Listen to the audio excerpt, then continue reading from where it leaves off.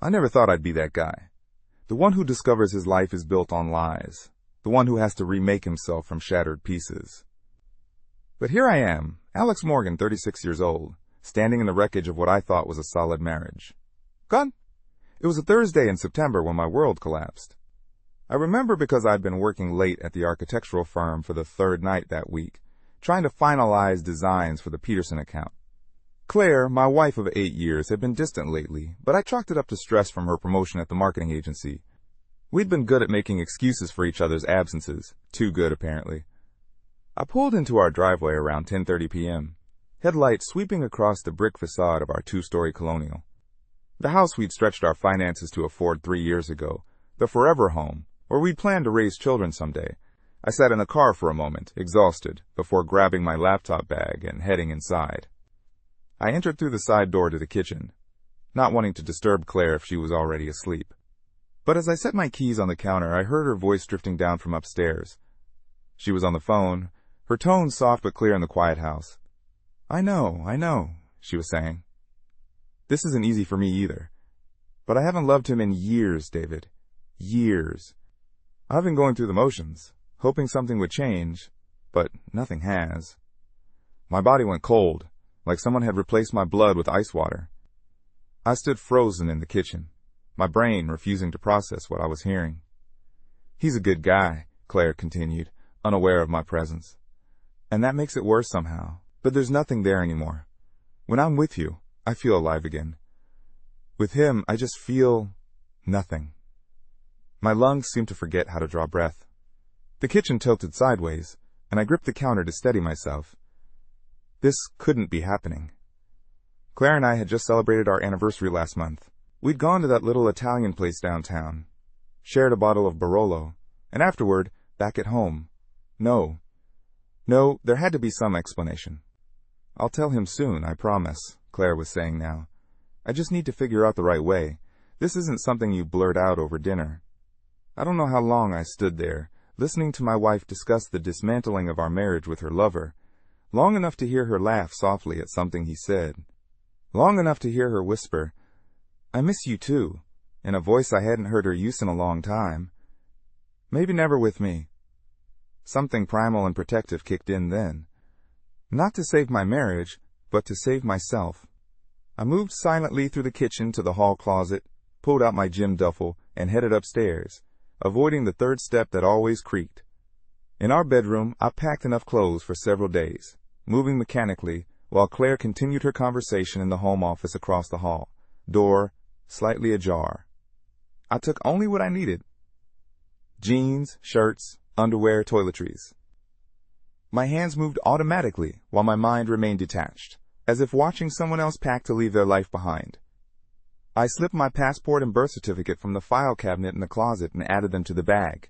Something told me I might need them.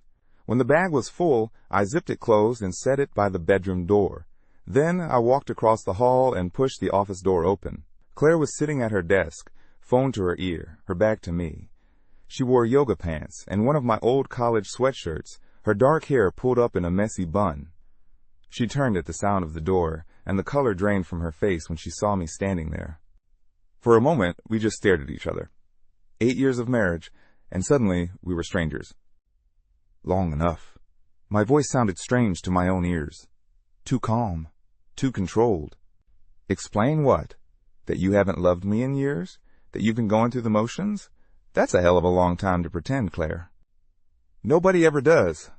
I turned and walked back to our bedroom, grabbed my duffel and headed downstairs.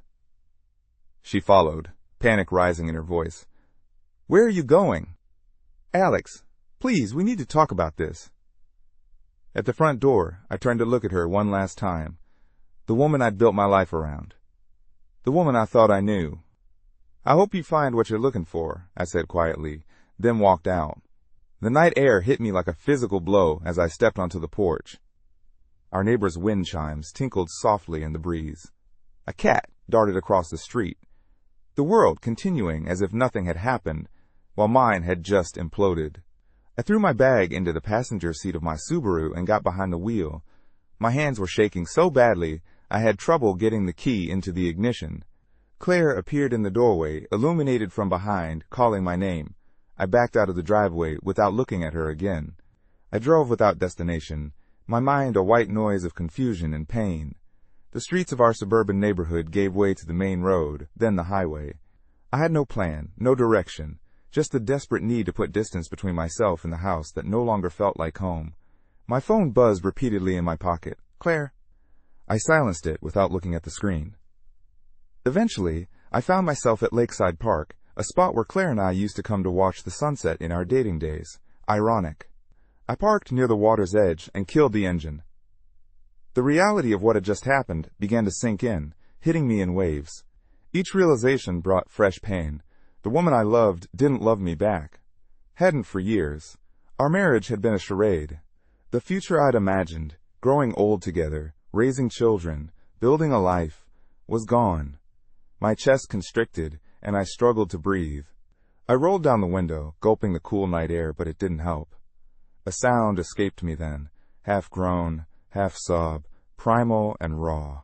I pressed my forehead against the steering wheel and let the pain wash over me. I don't know how long I sat there, breathing through the tightness in my chest, trying to make sense of a senseless situation. When I finally looked up, the dashboard clock read 2:17 a.m. I reclined my seat and stared out at the dark water, rippling silver in the moonlight. Sleep was impossible, but eventually I drifted into a state of exhausted semi-consciousness, images of Claire and our life together, flickering behind my closed eyelids like scenes from someone else's movie. I woke to the sound of rain pattering on the car roof and the gray light of dawn. My neck was stiff, my mouth dry, and for one blessed moment I didn't remember why I was sleeping in my car. Then it all came rushing back. Claire's voice on the phone, the packed duffel bag, walking out the door. My phone showed 17 missed calls and 12 text messages from Claire. One voicemail from my office, probably wondering why I hadn't shown up for the Peterson presentation. I ignored them all and started the car, cranking up the heat against the morning chill. Methon, I needed coffee. And space to think. I drove aimlessly for a while before spotting a small diner called Ruby's on the outskirts of town. I'd never been there before, which was exactly what I wanted, someplace with no memories attached. The diner was nearly empty at this hour. I slid into a booth by the window and ordered coffee from a middle-aged waitress whose name tag read Doris. She gave my rumpled appearance a quick once-over but asked no questions. God bless her. As the caffeine hit my system, the fog of shock began to lift, replaced by something darker and hotter. Anger. Not the explosive kind that makes you want to punch walls, but the slow-burning kind that sits in your gut like molten lead. 8 years. 8 years I'd given to Claire. I'd supported her through grad school, celebrated her promotions, held her when her father died. I'd been faithful, committed, present, and all that time she'd been, what? Tolerating me. Waiting for something better to come along? Bishan. My phone buzzed again. Claire. I finally picked up, if only to stop the incessant calling. Bishan. Alex. Thank God. Her voice was thick with tears. Where are you? I've been worried sick. Talk about what, Claire? How long you been lying to me? Or how long you been sleeping with David? Alex. I made a terrible mistake, but we can work through this. We can get counseling. Stop. My hand tightened around the phone. Just stop. You didn't make a mistake, Claire. You made a choice. Every day for 6 months. You chose him. Over me. Over us. That's not a mistake. That's a campaign. And instead of talking to me about it, you found someone else. Were you ever going to tell me? Or just keep stringing me along indefinitely? I was trying to figure things out, she said, her voice small. I didn't want to hurt you. The absurdity of her statement hit me like a slap. I ended the call without another word and switched off my phone. You look like you could use something stronger than coffee, but this is the best I can do. She hesitated, then said, Kitchen's up and running if you want some breakfast. Hard to face the world on an empty stomach. Try the pancakes, she suggested. Maple syrup fixes most things. Temporarily, anyway. I ordered pancakes I couldn't taste and stared out the window at the rain, replaying every moment of my marriage, looking for signs I'd missed. Had Claire ever really loved me? Was our entire relationship a lie? Or had something changed along the way? When had I become so blind to what was happening right in front of me? I was halfway through my flavorless breakfast when the diner door chimed. I didn't look up until I heard her voice. Claire stood by my table, rain-dampened and disheveled, her eyes red from crying. She'd obviously tracked my phone's location before I turned it off. I gestured to the seat across from me, too exhausted to argue. She slid into the booth, her hands clutching her purse like a lifeline. A bitter laugh escaped me. Worried I might do something stupid? Or worried about what I might tell people about your extracurricular activities? Fair? The word ignited something in me. You want to talk to me about fair? Was it fair to make a fool of me for months? To lie to my face every day? To let me believe we had a future, while you were busy destroying it? But you did hurt me, Claire. You're still hurting me. And the worst part is, I don't even know why. What did I do wrong? Was I not attentive enough? Not successful enough? Not good enough in bed? What? No, I countered, leaning forward. You grew apart. I was right where I always was, thinking we were building something together. I have been unhappy for a long time, she admitted. I tried to tell you, but you never really heard me. All those times I suggested we do something different, go somewhere new. When I talked about feeling stuck, about wanting more from life, you always dismissed it as stress, or said things would get better once the next project was done, once we had more money saved, once. I stared at her, trying to recall these conversations. There had been complaints, sure, but nothing that signaled the death of our marriage. Nothing that justified betrayal. So instead of being more direct, instead of saying, Alex, I'm deeply unhappy and considering leaving you, you found someone else. It wasn't planned, she insisted. David and I were friends first. He listened to me, really listened. One thing led to another. Spare me the details, I cut her off, my stomach churning. The point is, you had options that didn't involve cheating, and you chose not to take them. I was a coward, she admitted, tears spilling down her cheeks. I should have been honest with you, but I'm being honest now. I've been unhappy, but I don't want to lose you. We can fix this, start over. I looked at her, really looked at her, for the first time since she'd sat down. The woman across from me was familiar, yet foreign. The same face I'd woken up to for 8 years, but now I saw something I'd never noticed before. Uncertainty. Claire had always been the confident one, sure of her path, while I followed along. Now, she looked lost. Why? I asked. Why try to save this now? Because you got caught? Because David isn't leaving his wife after all? Or because you're afraid of being alone? Her gaze dropped to the table. Another answer I didn't need to hear spoken aloud. Please, she reached across the table for my hand, but I pulled away. Don't throw away 8 years because of one mistake.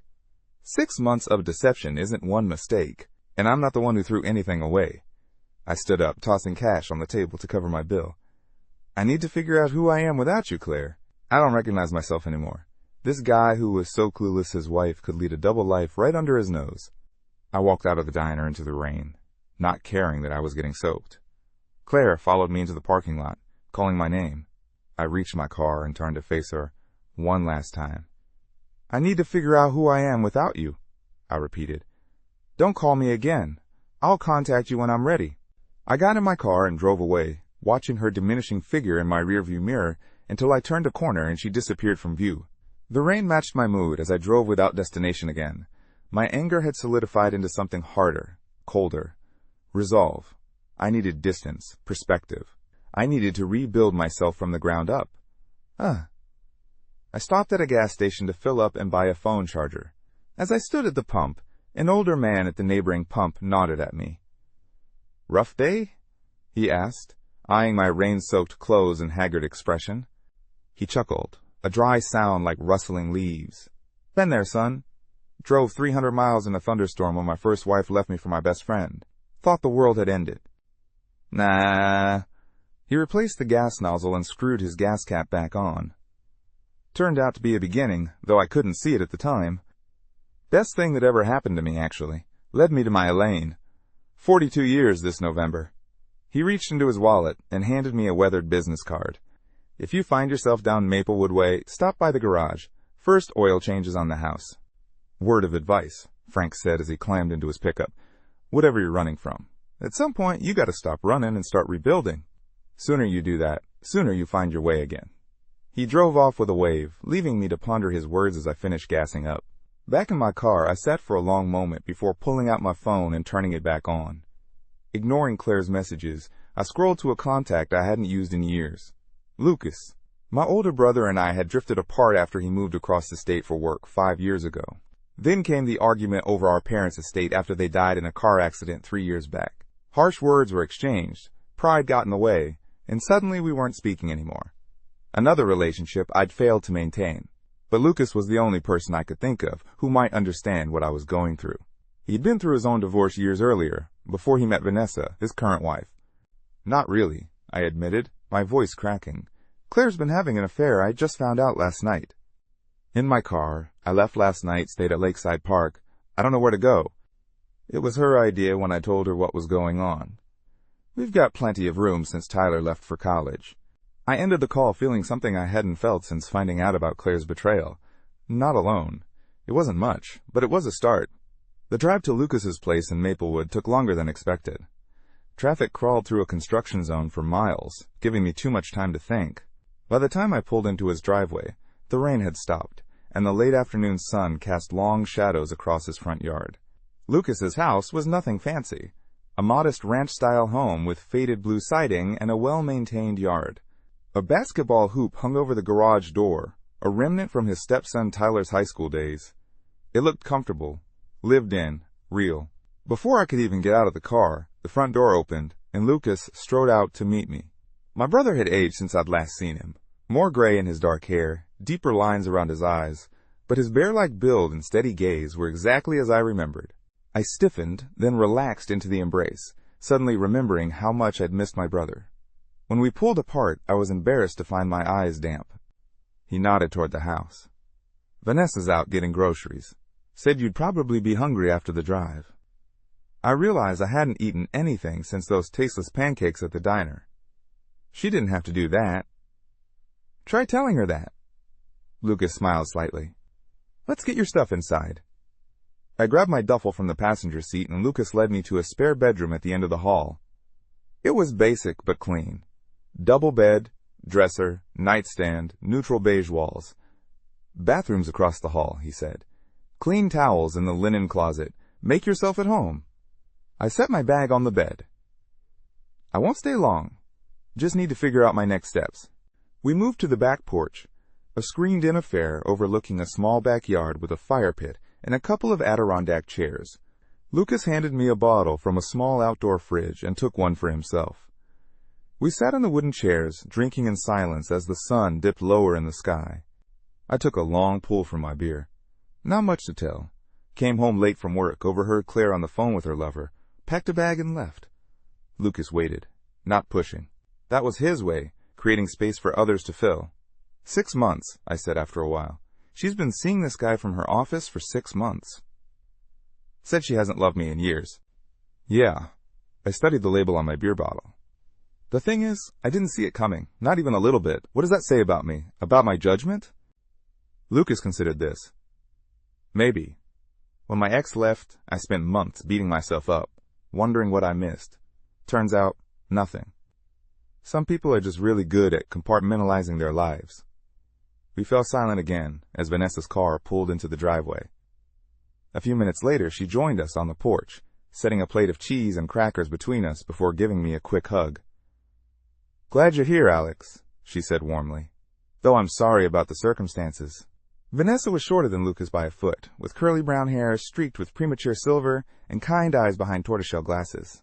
I'd only met her a handful of times before the rift with Lucas, but I'd always liked her straightforward manner. Dinner will be ready in about an hour, she told us. Nothing fancy, just lasagna. She squeezed my shoulder gently before heading back inside, leaving Lucas and me to our beers in silence. I thought about it, watching the shadows lengthen across the yard. No, I said finally. I only regret not seeing the truth sooner, not asking the hard questions when things started feeling off. Lucas nodded, understanding in his eyes. First few weeks are the hardest. It gets better. Eventually. He took a swig of his beer. Not gonna lie, it was hell for a while. But one day I realized I'd gone 24 hours without thinking about her, and that's when I knew I was going to be okay. I tried to imagine a day when thoughts of Claire wouldn't dominate my mind. It seemed impossible. What about... I hesitated, then forced myself to ask. What about the anger? Does that go away too? Lucas studied me for a moment. The white-hot part does. The rest, you learn to channel it, use it to rebuild. I can't stop thinking about him. Them. Together.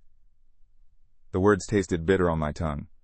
I want to hurt them both as much as they hurt me. Natural feeling, Lucas said evenly. But remember, living well is the best revenge. That's just something people say to keep the wounded from doing something stupid.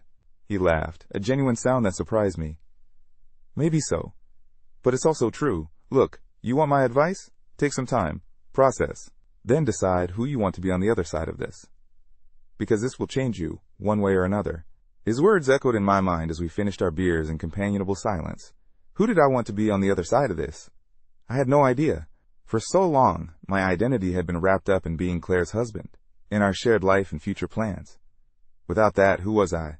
After dinner, during which Vanessa and Lucas carefully steered the conversation away from my situation, I excused myself to the guest room.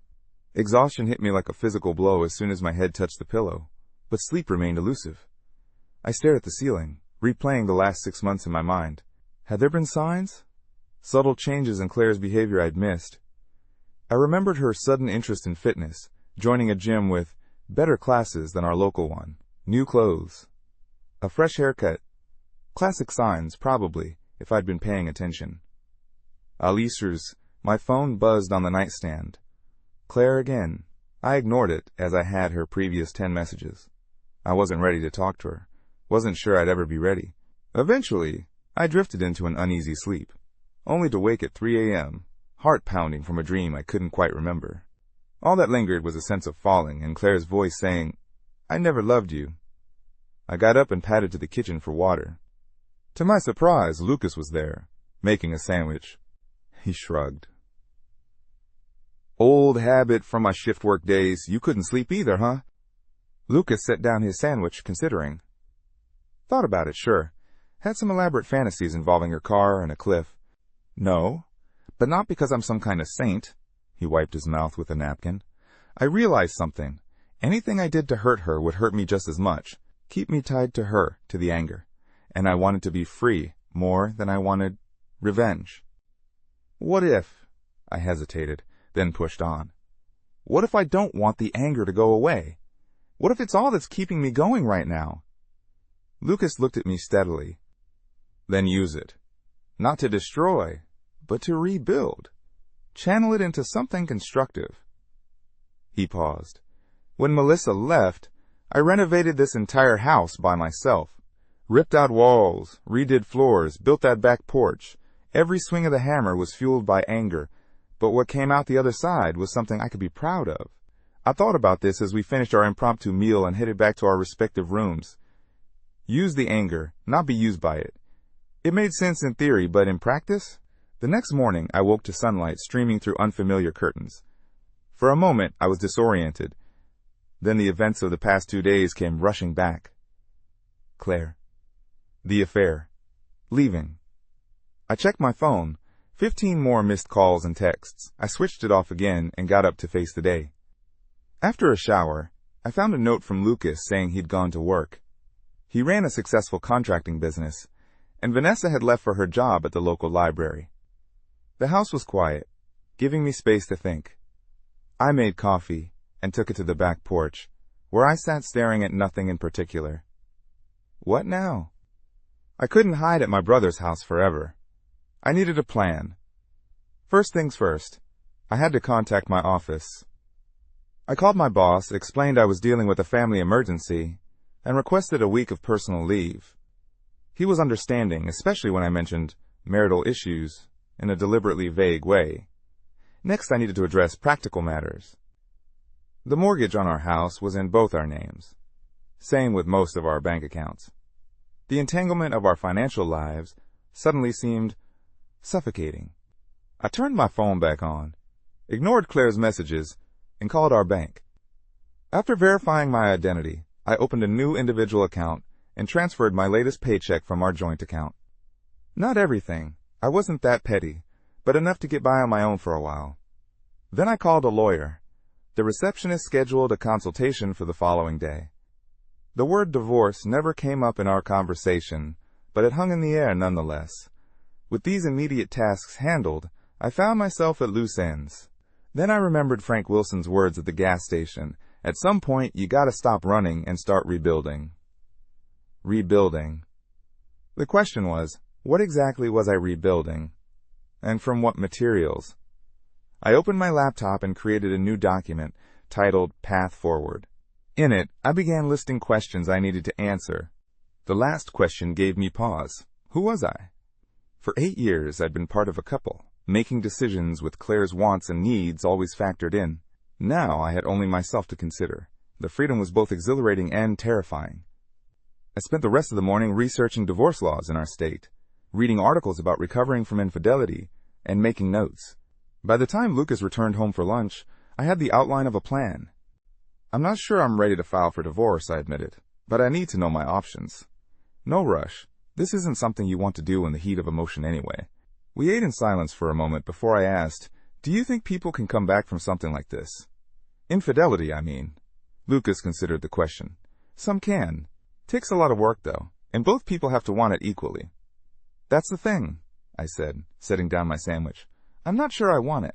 Even if Claire is genuinely sorry, even if she never sees this guy again, I'm not sure I can ever look at her without seeing her with him.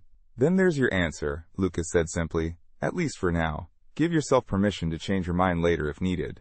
After Lucas went back to work, I sat down with my laptop again. This time, I created a new email account, one Claire didn't know about. Then I wrote her a brief message from my regular account. I need space and time to process what's happened. Please respect that by not contacting me for the next 2 weeks. I'll reach out when I'm ready to talk.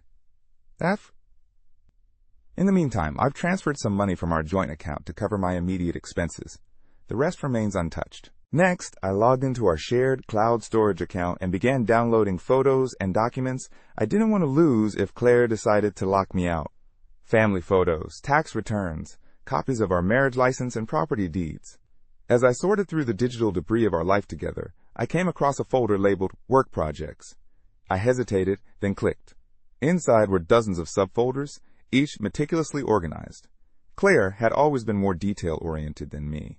I was about to close it when a subfolder caught my eye. Agency Reorg. David Project. My hand froze over the trackpad. David. The name she'd used on the phone that night. Her lover. I shouldn't look. It was probably nothing. Just work files. But something compelled me to click. Inside were meeting notes, project timelines, and a subfolder labeled Milwaukee Confronts. I opened it to find hotel reservations, expense reports, and photographs. Dozens of them. Claire and a man I didn't recognize, standing too close at what looked like a rooftop bar. Smiling over dinner. His arm around her waist as they posed in front of a lakefront sunset. My stomach clenched as I kept scrolling. More photos, more evidence of their time together. And not just in Milwaukee. Chicago, New York. Places Claire had traveled for work over the past 6 months. The man, David, I presumed, was tall and athletic-looking, with salt and pepper hair and the confident smile of someone used to getting what he wanted. He looked about 10 years older than Claire, maybe mid-40s. In every photo, they looked comfortable together, intimate, happy. I downloaded everything, my hands shaking with a toxic mixture of rage and vindication. This wasn't just an affair. This was a relationship, conducted openly everywhere but in our hometown. They'd been traveling together, spending nights in hotels paid for by her company, building memories while I sat at home, believing the lies she fed me. In another subfolder, I found something even more damning. An email thread between Claire and David, planning their Milwaukee trip. The messages started professional enough, but quickly devolved into intimate exchanges that made my skin crawl.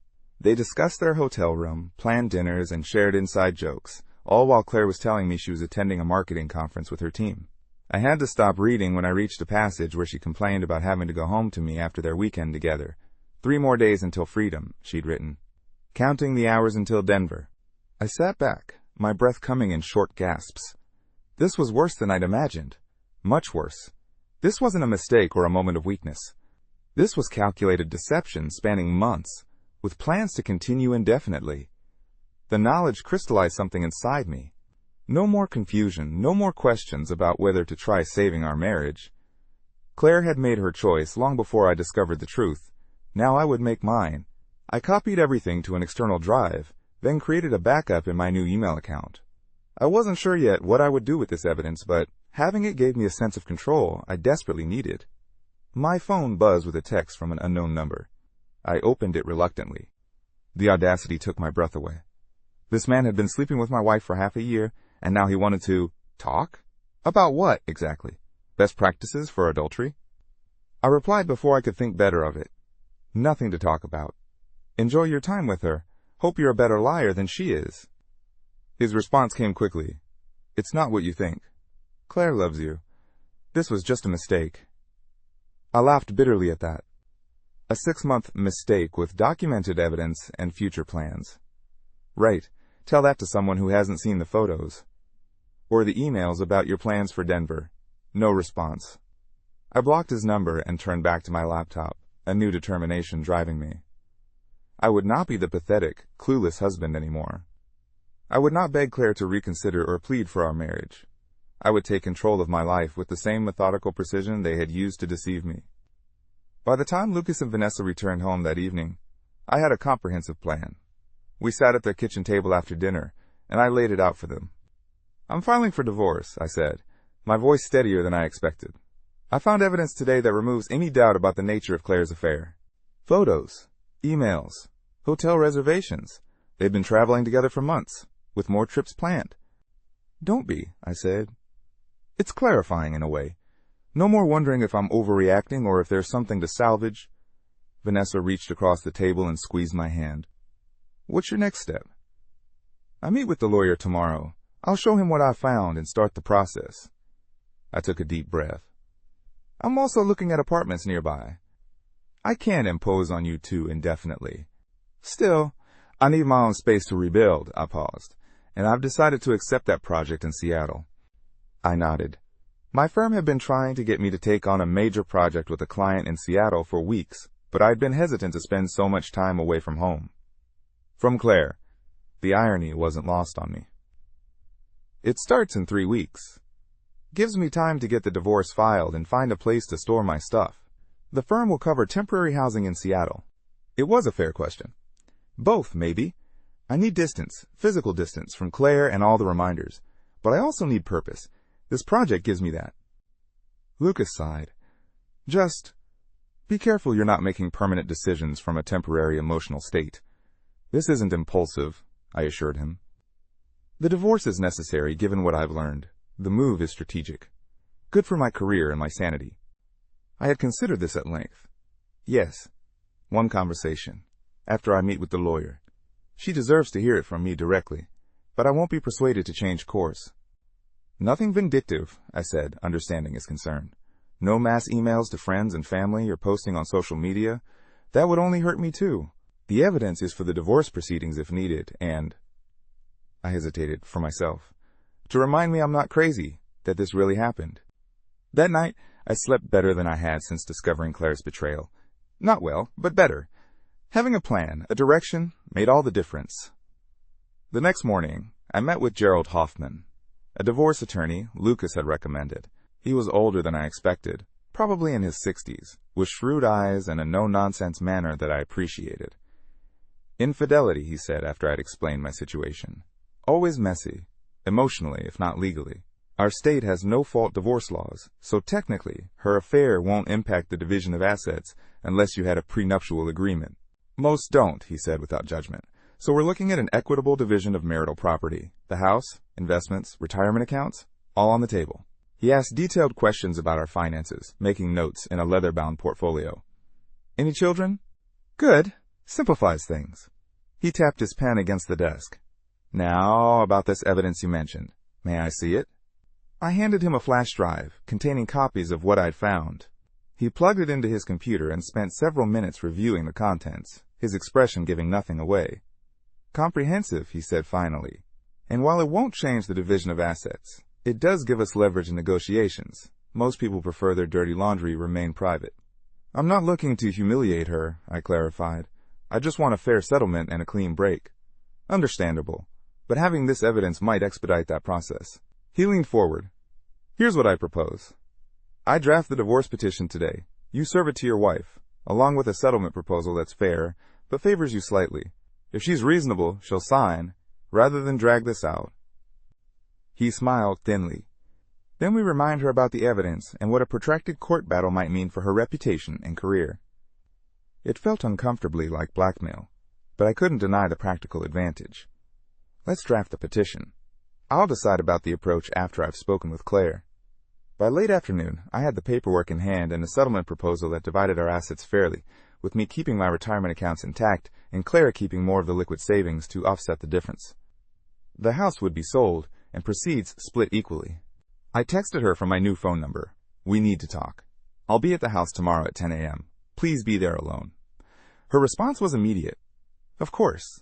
Thank you for reaching out. I've been so worried. That night, Lucas and I sat on his back porch again, watching the sunset with beers in hand. Strangely, no, I replied truthfully. 2 days ago, I was a wreck. Now I just feel resolved. I keep thinking about what you said, about using anger constructively instead of destructively. I took a sip of my beer. I think this plan does that. Take something that could destroy me and channels it into a new beginning. I'm not naive, I continued. I know it won't be easy. The divorce, the move, starting over. But for the first time since this happened, I feel like I'm making choices instead of just reacting. We fell silent for a moment, watching the last sliver of sun disappear below the horizon. Thanks, I said finally, for everything. The room, the advice, the lawyer recommendation, all of it. That's what brothers are for. He hesitated, then added, I'm sorry it took something like this to bring us back together. The next morning, I drove to what had once been our home. The suburban street looked exactly as I'd left it 3 days ago, but everything felt different. I was different. Claire's car sat in the driveway.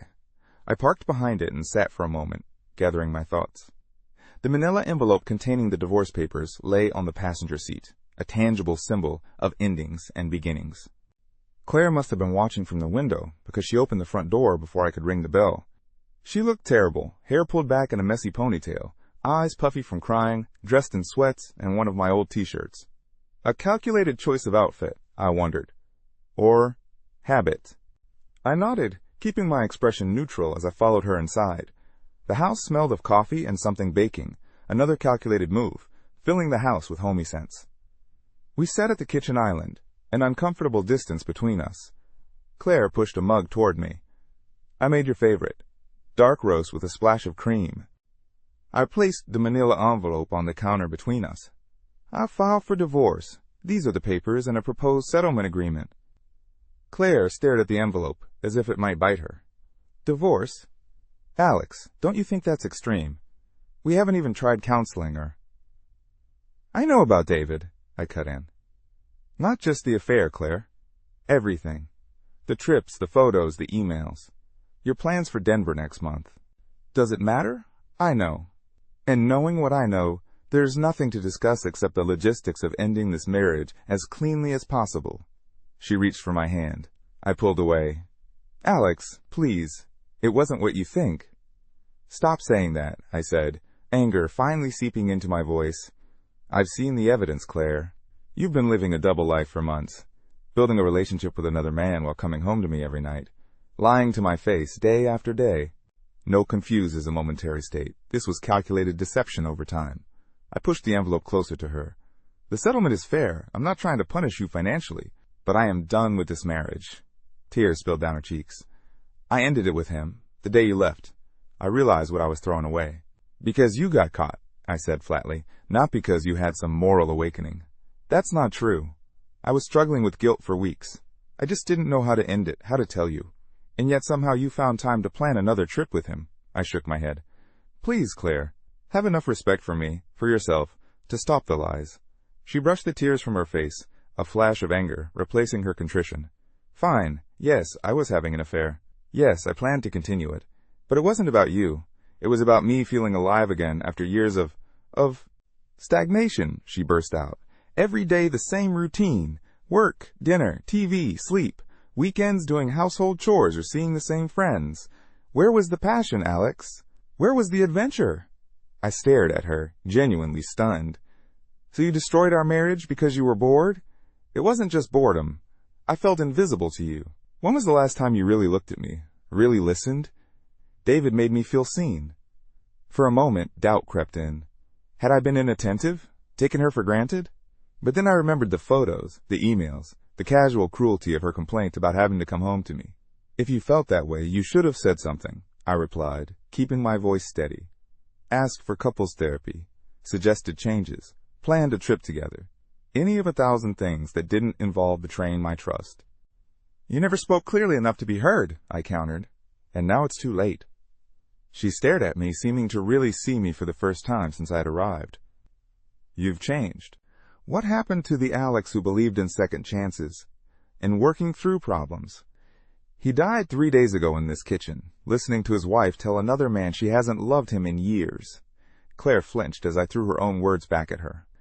I didn't mean that. I was trying to convince myself as much as him. It doesn't matter anymore, I said, suddenly tired of the circular conversation. I didn't come here to rehash the past or listen to justifications. I came to tell you I'm filing for divorce and to give you these papers. The rest is details. She looked at the envelope but didn't touch it. Where have you been staying? Ironic, isn't it? Your betrayal led to healing that breach. I stood up. I'm taking a 6-month assignment in Seattle. I leave in 3 weeks. The settlement proposes selling the house and splitting the proceeds. My firm has offices in Seattle. They're thrilled I'm finally taking this project. And friends? I shrugged.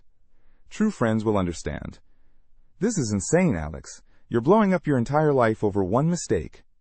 I laughed then, a sound without humor. That's rich. Coming from you. And again, 6 months of systematic deception is not one mistake. It's hundreds of individual choices to lie, to cheat, to betray. No, I'm being clear. There's a difference. I moved toward the door. Have your lawyer contact Gerald Hoffman once you've reviewed the papers. His information is inside. I can't believe you're doing this, she said, following me. After 8 years together, you won't even try to work it out. I turned to face her at the door. You know what I can't believe, Claire? That you're genuinely surprised by the consequences of your actions. What did you expect? That I'd forgive and forget? Pretend it never happened? Spend the rest of my life wondering where you really are every time you're working late? That's the difference between us, I said quietly. I thought there was something worth fighting for. You didn't. None of this is fair. But it is what it is. I opened the door. Goodbye, Claire. I closed the door on whatever she was about to say and walked to my car without looking back. My hands were shaking as I gripped the steering wheel, but my mind was clear. I had done what I came to do. As I drove away from the house we'd shared, I felt a weight lifting, not happiness, not by a long shot, but something adjacent to freedom. The first step on a long road to healing. About as well as could be expected. Lots of tears and justifications from her, but I held firm.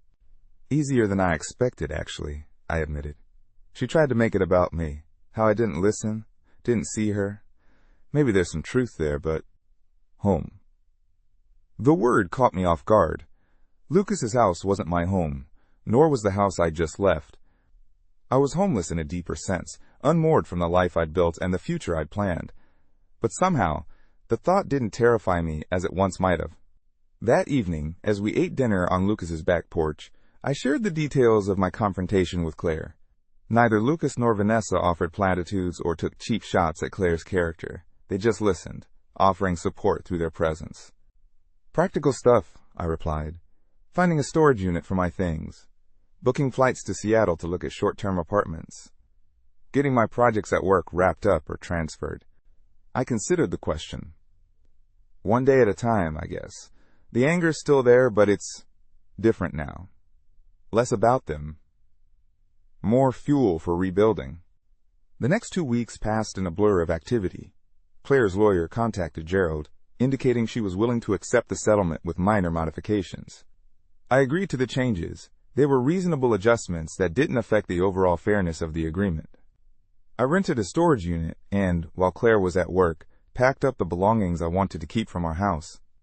Family photos I removed from frames, leaving the frames themselves behind. Books that had special meaning to me. My grandmother's cast iron skillet. Selectively dismantling the life we'd built together. At work, I briefed colleagues who would be taking over my current projects and prepared for the Seattle assignment. My boss was supportive when I explained my situation, offering flexibility as I navigated the transition. I flew to Seattle for a weekend, found a furnished apartment downtown with a 6-month lease, and signed the paperwork. The city felt alien, but promising. Busy streets full of strangers, none of whom knew my story or felt sorry for me. A clean slate. Through it all, the anger remained my companion, but increasingly as Lucas had described. A force driving positive change rather than destructive impulses. I channeled it into running, pushing myself farther each day until my legs burned and my lungs heaved. Into work, producing some of my best designs in years. Into reconnecting with old friends I'd neglected during my marriage, rebuilding a support network that didn't revolve around Claire. A week before my scheduled departure for Seattle, Gerald called with news. Claire had signed the divorce papers. The house was already listed with a realtor, and had generated significant interest. Given our state's waiting period, the divorce wouldn't be final for several months, but the process was underway. It was really happening. That evening I received a text from Claire. I signed the papers today. I'm sorry for everything, Alex. I hope someday you can forgive me. If not for my sake, then for your own. Be well. I stared at the message for a long time, unsure how to respond or whether to respond at all. Finally, I typed, "Thank you for not dragging this out. I wish you well too." It wasn't forgiveness. I wasn't there yet, but it was an acknowledgement that we were both moving forward. That was enough for now. The night before my flight to Seattle, Lucas and Vanessa hosted a small dinner with a few of my closest friends.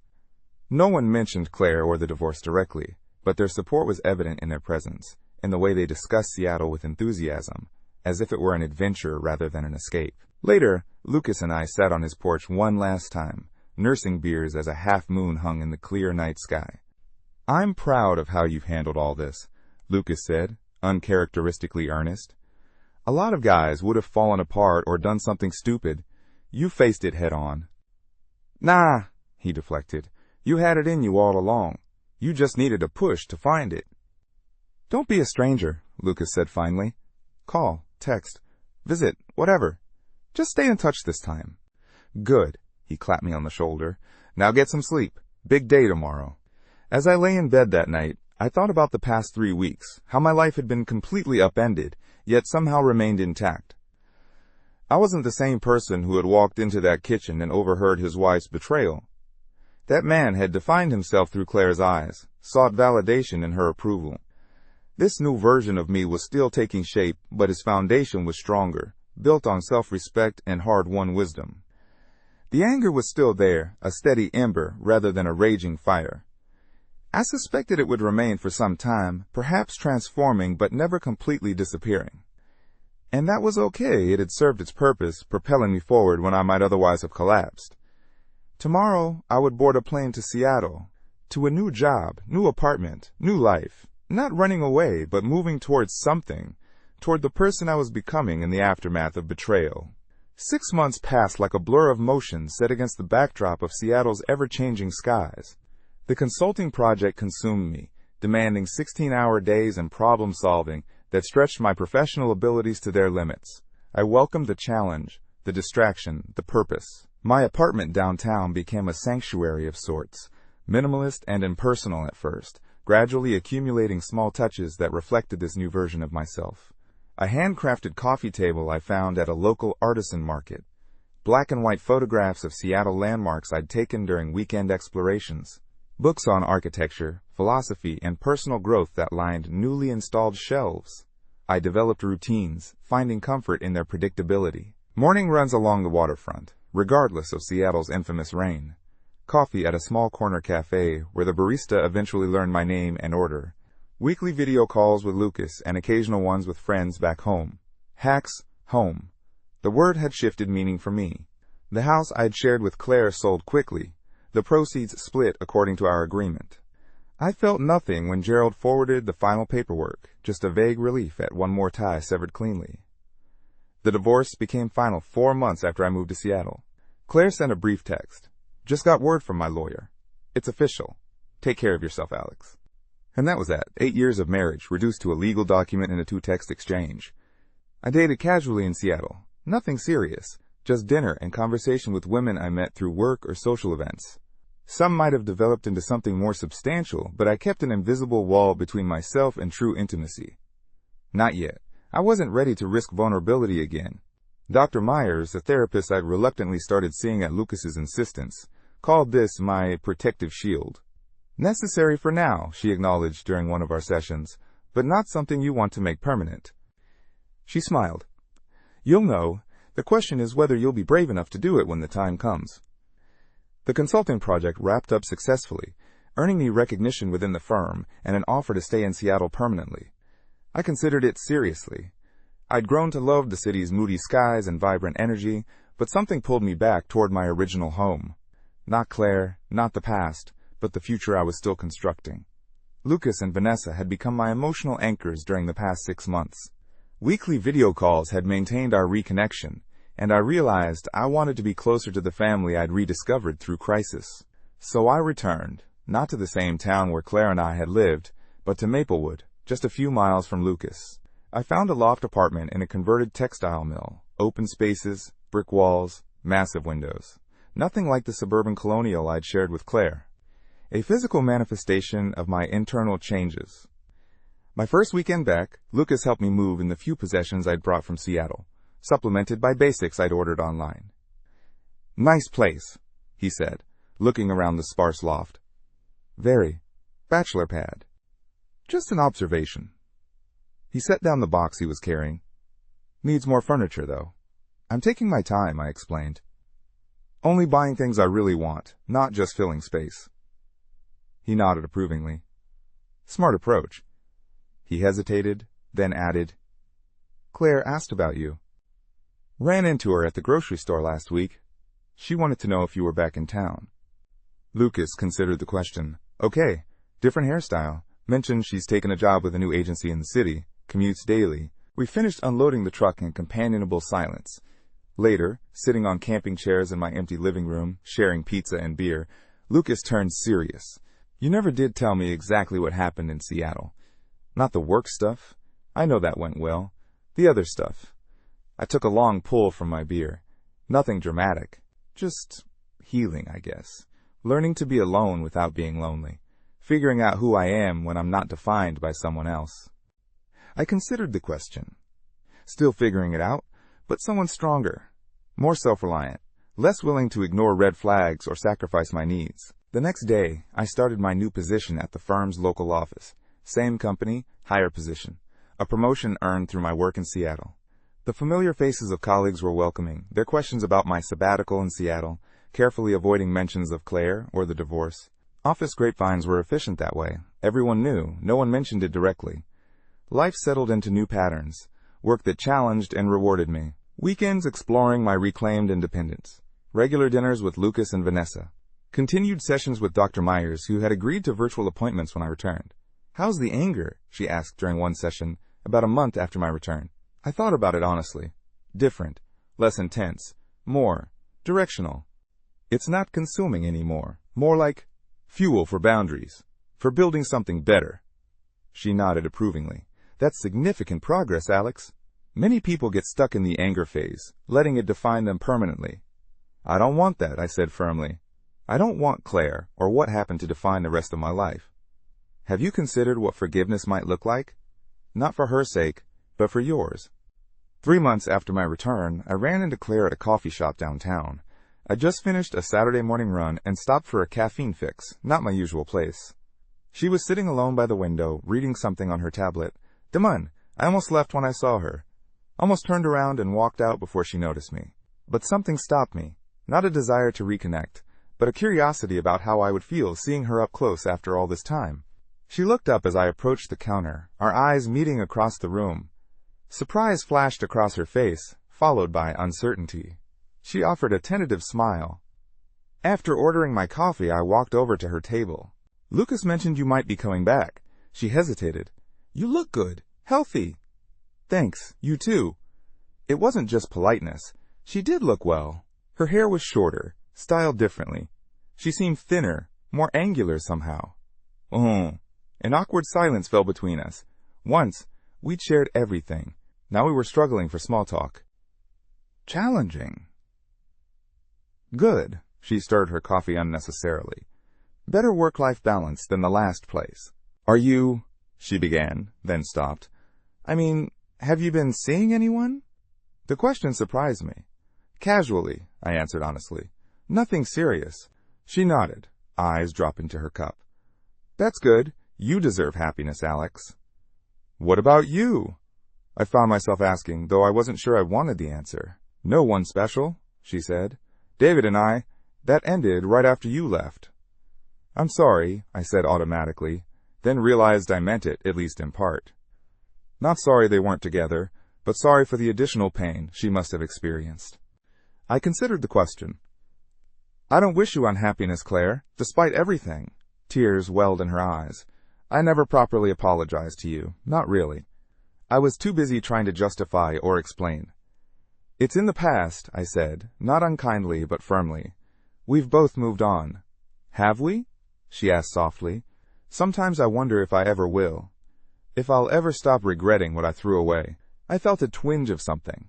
Not love or longing, but a complex emotion I couldn't quite name. Compassion, perhaps, or recognition of shared human frailty. We all make choices, I said finally. The hard part is living with them afterward. She nodded, wiping at her eyes. I keep thinking about what you said that last day at the house, about me being surprised by the consequences of my actions. You were right. I never really thought about how it would end. Or that it would end at all. You too, Claire. And surprisingly, I meant it. Seeing her didn't hurt the way I'd feared it might. The anger that had driven me forward these past months didn't flare at the sight of her. If anything, I felt a sense of closure I hadn't realized I was missing. As I walked home, coffee in hand, I reflected on the encounter. For so long, Claire had been either idealized in my memory, the loving wife I thought I had, or demonized, the woman who betrayed me without remorse.